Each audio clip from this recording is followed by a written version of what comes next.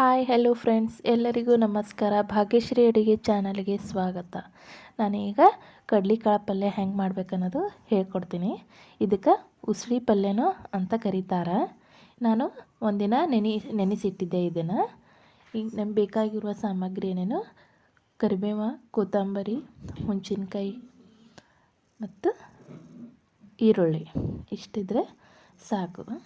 ಈಗ ನಾನು ಒಂದು ಪಾತ್ರೆ ತೊಗೋತೀನಿ. ಅದರಲ್ಲಿ ಒಗ್ಗರಣೆ ಕೊಡ್ತೀನಿ. ಸ್ವಲ್ಪ ಎಣ್ಣೆ ಹಾಕ್ಕೊಳ್ಳಿ, ಜೀರಿಗೆ ಸಾಸಿವೆ ಹಾಕ್ಕೊಳ್ಳಿ. ಅವು ಸ್ವಲ್ಪ ಚಟಪಟ ಅನ್ನೋ ತನಕ ವೇಟ್ ಮಾಡಿ. ಹಾಗೆ ಕರಿಬೇವನ್ನ ಹಾಕ್ಕೋಬೇಕು. ನೋಡಿ, ಅದು ಸ್ವಲ್ಪ ಕೆಂಪಗಾಗೋವರೆಗೂ ವೇಟ್ ಮಾಡಬೇಕು. ಇದಕ್ಕೆ ಈರುಳ್ಳಿ ಜಾಸ್ತಿ ಹಾಕ್ಕೋಬೇಕು. ಜಾಸ್ತಿ ಹಾಕ್ಕೊಂಡಿದ್ದರಿಂದ ನಮಗೆ ಉಸ್ಳಿ ಪಲ್ಯ ಟೇಸ್ಟಿಯಾಗಿ ಬರುತ್ತೆ. ನೋಡಿ, ಅವು ಎಷ್ಟು ಉಸ್ಳಿ ಅದಾವಲ್ಲ ಅಷ್ಟು ತಕ್ಕಂಗೆ ಈರುಳ್ಳಿನ ಹಾಕ್ಕೋಬೇಕು. ನೋಡಿ, ಸ್ವಲ್ಪ ಹಾಗೆ ಈರುಳ್ಳಿ ಹಾಕ್ಕೊಂಡ ನಂತರ ಕಲಿಸ್ಕೊಳ್ಳಿ. ಸ್ವಲ್ಪ ಕೆಂಪಗಾಗೋವರೆಗೂ ಫ್ರೈ ಮಾಡ್ಕೋಬೇಕು ನಾವು. ನೋಡಿ, ಈ ಥರ ಕಲರ್ ಬರುವಾಗೂ ಫ್ರೈ ಮಾಡ್ಕೊಳ್ಳಿ.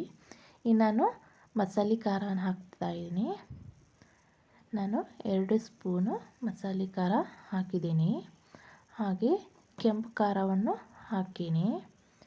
ಅದು ನಿಮಗೆ ಖಾರ ಎಷ್ಟು ಬೇಕು ಅಷ್ಟು ಹಾಕೋಬಹುದು. ಅರಿಶಿನ ಪುಡಿ ಹಾಕೋಬೇಕು. ರುಚಿಗೆ ತಕ್ಕಷ್ಟು ಉಪ್ಪು ಹಾಕ್ಕೊಳ್ಳಿ.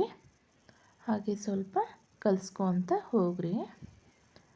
ಇದು ಖಾರ ಹಾಕಿದ ಮೇಲೆ ಒಂದು 2 ನಿಮಿಷ ಕುದಿಸ್ಕೊಳ್ಬೇಕು.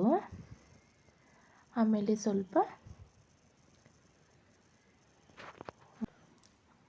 ಆದಮೇಲೆ ಈಗ ಕಡಲೆಕಾಳನ್ನ ಹಾಕೋತಾ ಇದ್ದೀನಿ. ಅದನ್ನು ಚೆಂದಾಗಿ ಕಲಿಸ್ಕೊತ ಹೋಗ್ರಿ. ನೋಡಿ, ಇದು ತುಂಬ ಟೇಸ್ಟಿಯಾಗಿರುತ್ತೆ. ಹಾಗೆ ತಿನ್ಬೋದು.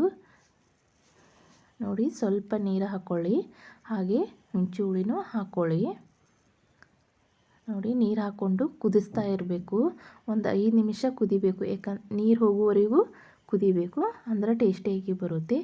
ನೋಡಿ, ಈ ಥರ ಬಂತು. ಹಾಗೆ ಕೊತ್ತಂಬರಿನ ಹಾಕ್ಕೊಳ್ಳಿ. ಹಾಕ್ಕೊಂಡು ಕಲಿಸ್ಕೊಳ್ಳಿ. ನೋಡಿ, ಈ ಥರ ನಮ್ಮದು ರೆಡಿ ಆಯಿತು ಕಡ್ಲೆಕಾಳು ಪಲ್ಯ. ಈ ರೆಸಿಪಿ ಇಷ್ಟ ಆಗಿದ್ದರೆ ನೀವು ಸಹ ಇದೇ ರೀತಿ ಟ್ರೈ ಮಾಡಿ ನೋಡಿ. ಹೇಗೆ ಬಂತು ಎಂಬುದು ನಮಗೆ ಕಮೆಂಟ್ ಮೂಲಕ ತಿಳಿಸಿ. ಭಾಗ್ಯಶ್ರೀ ಅಡುಗೆ ಚಾನಲ್ಗೆ ಸಬ್ಸ್ಕ್ರೈಬ್ ಮಾಡಿ, ಶೇರ್ ಮಾಡಿ, ಲೈಕ್ ಮಾಡಿ. ಎಲ್ಲರಿಗೂ ಧನ್ಯವಾದಗಳು.